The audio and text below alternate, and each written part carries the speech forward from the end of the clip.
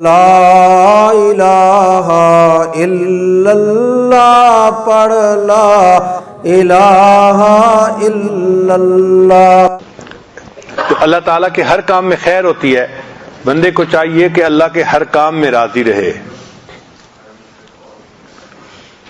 یہ اسرائیلیات میں ایک واقعہ ہے کہ ایک عابد تھا بنی اسرائیل کا، اس نے دعا مانگی کہ یا اللہ میں نے اتنے سال آپ کی عبادت کی، اب آپ مجھے یہ بتا دیجئے کہ جنت میں مجھے کون سی بیوی ملے گی۔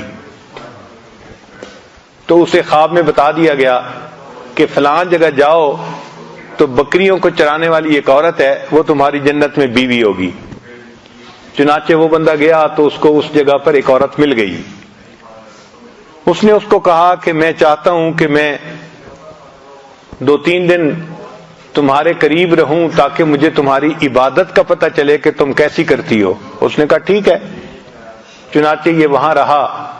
اس نے دیکھا کہ نہ وہ دن میں روزہ رکھتی تھی اور نہ وہ رات کو لمبی تہجد پڑھتی تھی، جبکہ یہ بندہ صائم الدہر تھا اور قائم اللیل تھا، ساری رات عبادت کرتا تھا، سارا دن روزہ رکھتا تھا۔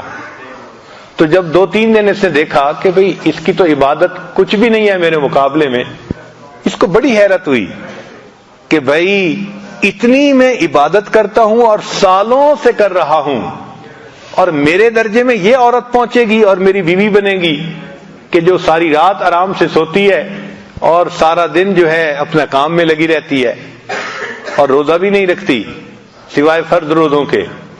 تو اس نے پھر اس سے تیسرے دن پوچھ لیا کہ تیرا کون سا عمل ہے جو اللہ کو پسند آیا جس کی وجہ سے اللہ نے تیرے رتبے جنت میں بلند فرما دیے۔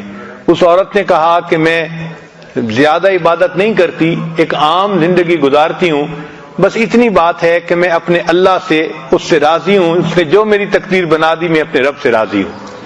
تو اس نے کہا کہ ہاں تیرا یہ عمل ہے جس کی وجہ سے اللہ نے جنت میں تیرے درجوں کو بلند کر دیا۔ تو عبادت کیے بغیر جنت میں درجے بلند ہوں گے اس عمل پر کہ انسان اللہ سے راضی ہے۔